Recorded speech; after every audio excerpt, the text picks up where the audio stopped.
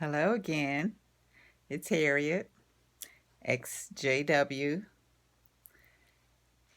I wanted to tune in tonight for a brief session on my second segment of healing strategies.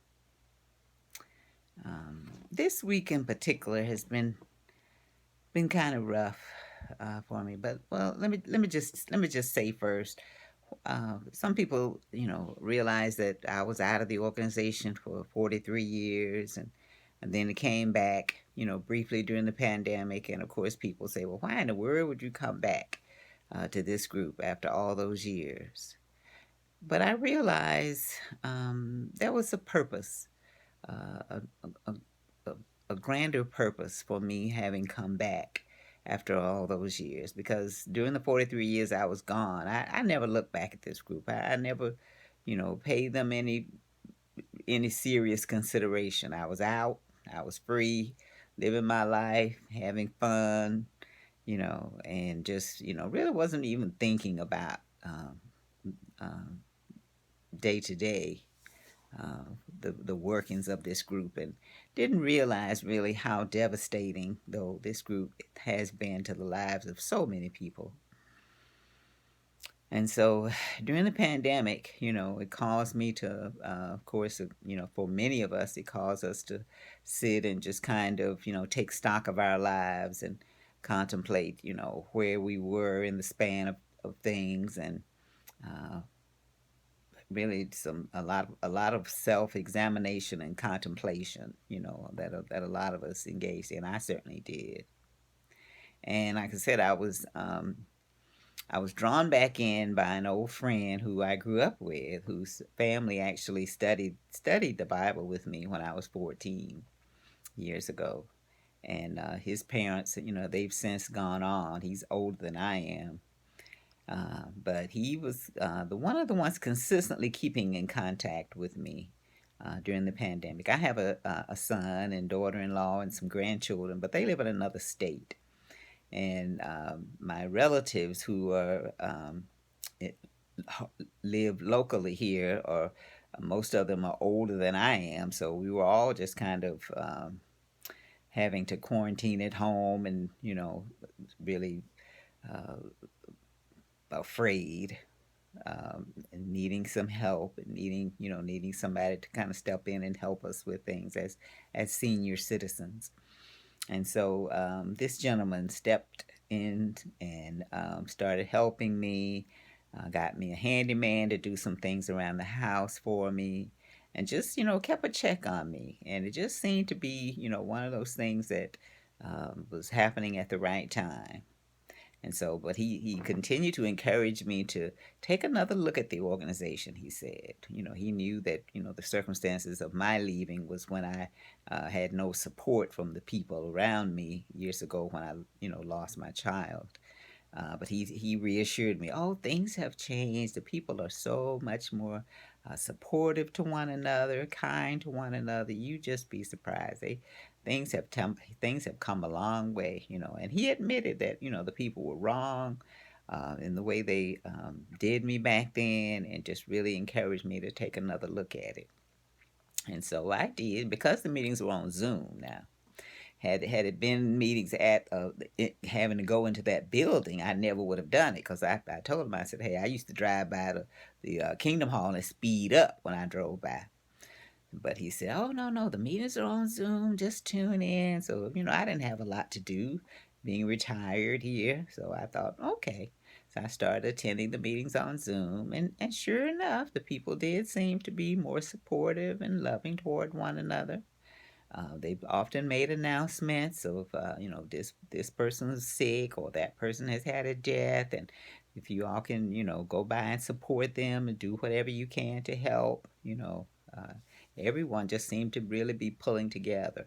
And the announcements really being made by the governing body to really encourage people to follow the science, to get vaccinated. And they talked about how that all of them had gotten vaccinated, or most of them had gotten vaccinated, and were following the science and doing the logical thing during a world's pandemic. So it seemed to have have changed somewhat. I mean, a lot, actually. And I thought, maybe I'll take another look at this. And so I attended the meetings on Zoom for about 6 months, actually. And then I decided, okay, I'm going to see if I can give it a try. And initially, like I said, it was all good. The love bombing started. They were so glad to see me. People who knew me from 40 years ago were coming out of the woodwork and got my phone number, was calling me and was telling me how glad they were that I was back, and life just seemed great. Okay, until I ran into that fourth elder on my who was not on my judicial committee for reinstatement, but who later got involved trying to get me to make some changes in my book. Um, because I do talk about, my experiences with Jehovah's Witnesses in my book. And in case you don't remember, it's called Being Smart About Your Health, a Black Person's Guide to Better Health and Longer Life in America. I'll hold it up here. Well, it's going to be backwards for you. But anyway, you can find it on Amazon, Being Smart About Your Health. But I do talk about my experiences with the witnesses. And so he, got a hold of a copy of it and read part of it. Didn't even read the whole thing. And I don't condemn the organization. I just told him what happened to me, and I told him, I said, there's no way for me to untell my truth, because that is what happened to me, and it's really an encouragement for people to evaluate, whatever it is that's going on with you mentally, physically, spiritually, whatever it is, and to be very mindful and proactive in what's good for you and what's not good for you. That's the theme of the whole book, really, is being proactive about your health and well-being. So after he, began to, give me grief about my book, I started to think, this isn't going to work, because I've been way too independent for too long. And I know that I've not done anything wrong, and I'm not going to change my book. And I told him I would not be going in there revising anything and untelling the truth about what happened to me. So he was determined, though, to try to make a federal case out of that. And so I just said, you know what, you come, uh, you went in the wrong door. That's what I had to finally tell myself. This is not, this is not any different than how it was years ago, with people still trying to control and rule your life. So I knew it was, time to step away. And so, but when I think about it now, I think that it was a divine reason for me to have another look at it. And I say that because I'm still a believer in God. I never lost my faith. And I think that God puts us in the places that we need to be in the right time, when we're open to living according to His purpose, for our lives, which is to exhibit the fruits of God's Spirit. Love, joy, peace, kindness. To help others who are suffering. I've always lived my life according to that, even when I wasn't calling myself a Jehovah's Witness. And so that is still, my life, and has been, for all of my life, really. And that's why, being away from the witnesses, I still had a very successful life. But like I said, I think it was a divine purpose for me to step back into it, take another look at it, in order to be able to reach back and help others, because that is part of my purpose in life, is to be able to lend a helping hand to others who are suffering. That's one of the reasons I became a nurse. I've been a nurse for over 40 years now, and that's always been my motto in life, really, is to lend a helping hand however I can. And so I want to tell you what happened last weekend. One of my cousins, who was a young man in his late 30s, He's stepped out in front of some fast moving traffic and killed himself. And well, they're saying they don't know if it was an accident or if it was, suicide, but it was a 4-lane highway with a median in the middle. And he just decided to walk across it. But this young man had been the victim of childhood sexual abuse by some of the witnesses years and years ago. In fact, he and his sister, from the time he was 6 years old, and his sister was 8, they lived with their grandmother and her new husband, who was an elder in the witnesses, and his teenage son. And the teenage son began raping my cousin, like I said, from the time he was 6 years old. And so he spent his whole life really uh, struggling with drugs and alcohol. Of course, they covered it up, pretended it hadn't happened. Um, I didn't know anything about this. Of course, I would have had the police kicking the door in. I didn't find out about this until after he and his sister were grown. And his sister too was molested and began to be sexually abused by the step grandfather, who was an elder. And by the time she was 12 years old, she had been impregnated by him. And again, covered it up. Nobody ever knew. But the children, suffered greatly behind the abuse that they received. And so this young man never really got his life back, you know, on kilter after that. He struggled with drugs and alcohol for most of his life, really. And like I say, he was in his late 30s by then. But and they said he was doing okay at the time. He, in and out of rehab. He was, but that he wasn't drinking, using drugs at that time. He had said he was, looking. He applied for a new job and was, they said hopefully moving forward with, trying to get his life back together for the umpteenth time. He'd done that quite a bit, but suddenly he just decided to go take a walk over a fast moving highway. And so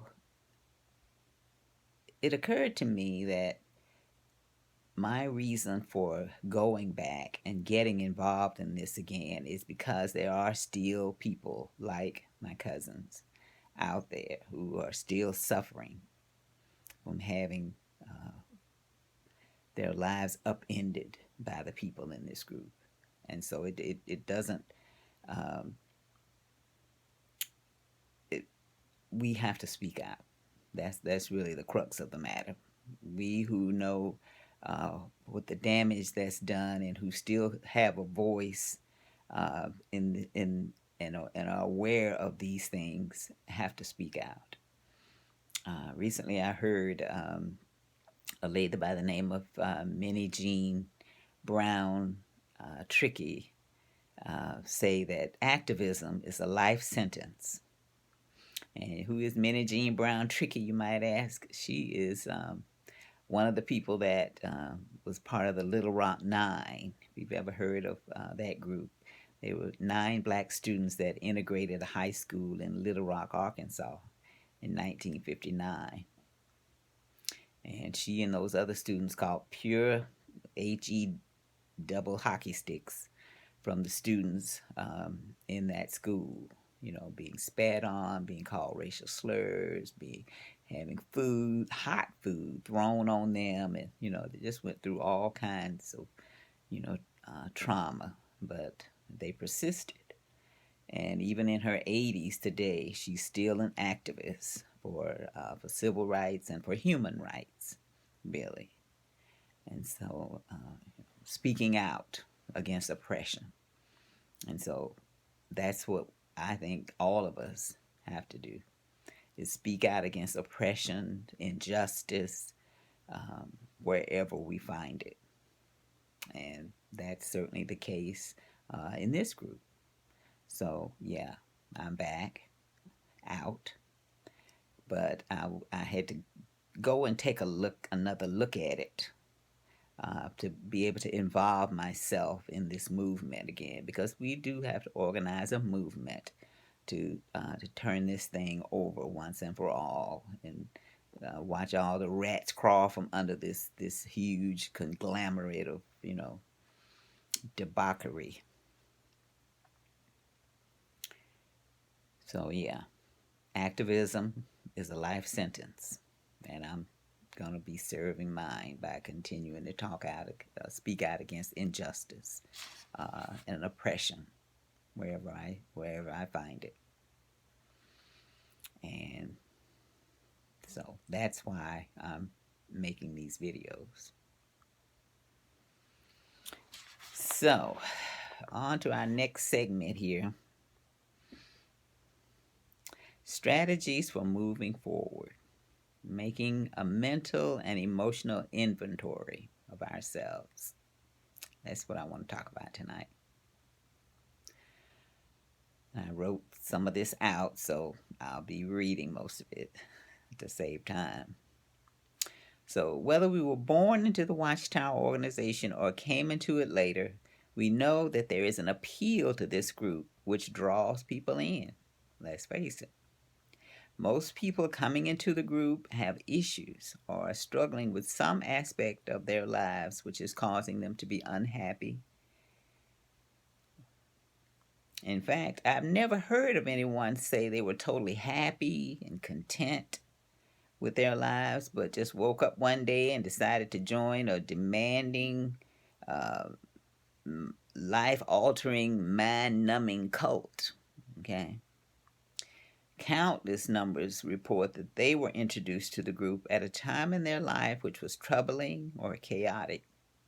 Some had family problems, financial issues, emotional or mental health issues, which caused them to take the time to listen to the information presented by this group. Information which highlighted what we were told was God's plan to solve all of our problems and bring about a, quote, new system of things after destroying this, quote, evil world and bringing about a paradise earth. This sounded comforting and welcoming, especially coming from people who seem very nice, logical, and intelligent.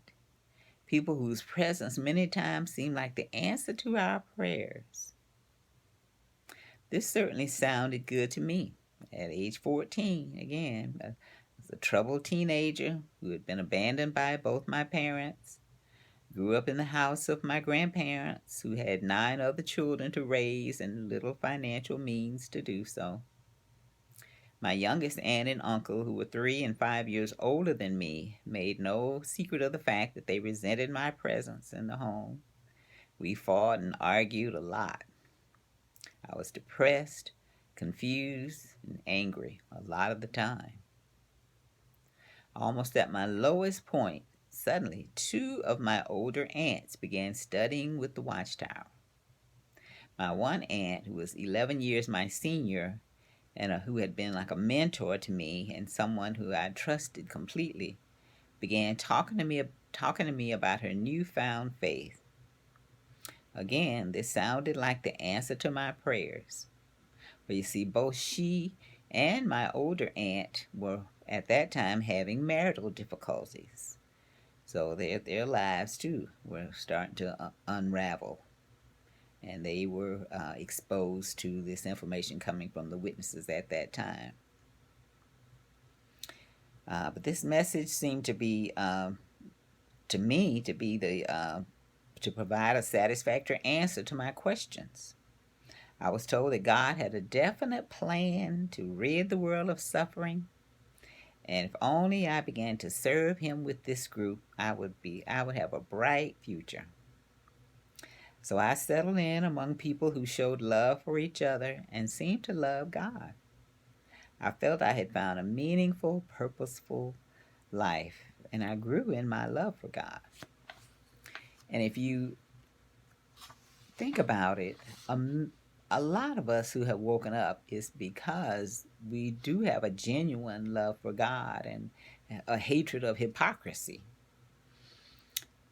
We've seen the hypocrisy, the inconsistency, the downright lies that have been told and covered up for years, and we have a righteous indignation against those things. So yeah, many times I think it's our love for God that makes us wake up. Okay. The Watchtower seemed to have answers though to all of life's most difficult questions. And living according to Bible principles fosters a feeling of improved self-esteem and a guilt-free life. I can remember as a teenager and going through high school how proud I was to be, carrying myself in a clean and uh, way so that I didn't get myself involved in promiscuous sex or do anything, any drugs or anything like that. And I was proud of that. And I, really felt like I was, pleasing God. And this group did help me to maintain that. And I'm not ashamed of that even today. I'm glad I stayed out of trouble and off drugs when I was young, because that has helped, the rest of my life be more successful. Okay. On my way into the organization in 1966, I was especially impressed with hearing the witness prediction that the generation who saw the beginning of the end in 1914 would by no means pass away until all these things occurred. And the end was supposedly very near. I remember that Watchtower magazine cover that said, "Millions now living will never die." So I was so excited. Back then, we were told 1975 would be the magic date. I had no idea that the organization had made this same prediction on at least 2 or 3 other occasions. And that because there was no internet, no Wikipedia, or any way to fact check this group back then. But after 1975 passed, we were told that, of course, new light would be shown us. Just keep going, keep doing what you're doing. And that we were certainly that much closer to the end at that time. And having literally grown up in the group by that time, I did not know any better than to keep believing them. But, as we all know, man can't predict the future. And however, we know that it's not stopped the Watchtower from playing whack-a-mole with all of their predictions. After leaving the Watchtower, as I said before, I became a nurse and have been one for over 40 years now. In doing so, I've had the opportunity to work with countless numbers of people in every setting: hospitals, nursing homes, psychiatric units, substance disorders and addiction. I've been a nurse in a school, and a nurse in jail. I've had what I call a ringside seat, taking care of all types of people. And one thing I know for sure is that people want to feel safe. They want to feel cared about, loved, needed, heard, and understood. They want to be treated with dignity and respect. We want to feel included and recognized by our fellow human beings as being capable of contributing to the world around us, not less than anyone else. When those things are lacking, people begin to fade mentally, emotionally, physically, and spiritually.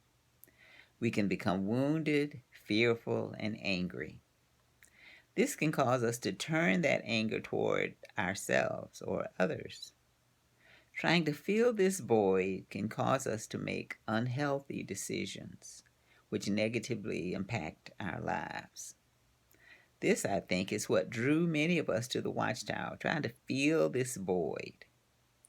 However, they preyed on our emotions, our need for acceptance, our need for inclusion, love, understanding, and a sense of community.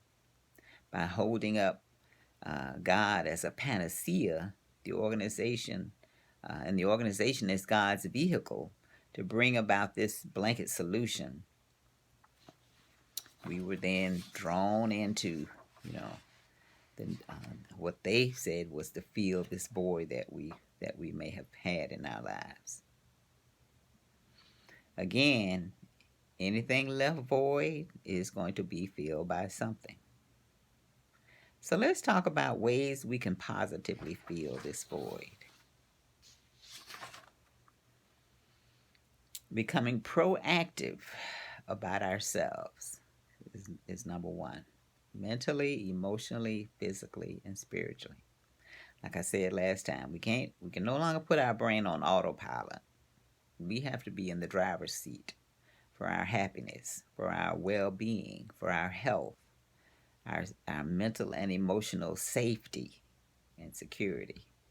We have to have a questioning mind with anything that's introduced to us. I think we've learned many times as we've left the organization to look twice at whatever somebody's telling us about anything. Okay, I certainly do. And not just jump from one religion and say, okay, well, I'm going over here to this one. If we're still listening to somebody else's voice about how we should live our lives and how we should be as people, we need to think about that and evaluate that and say, is this really me? Or is this just my need to have somebody else in the driver's seat for my happiness? Because it's not going to work if it's someone else's voice and not our own. But with the watchtower, many of us had to turn down the volume of our own voice so low that maybe it's difficult to even turn it back up again. But we need to start doing that. We need to start taking control of how we think, how we behave, who we let be close to us, um, and evaluate the things that we involve ourselves in, and whether those things are helpful or whether those things are not helpful.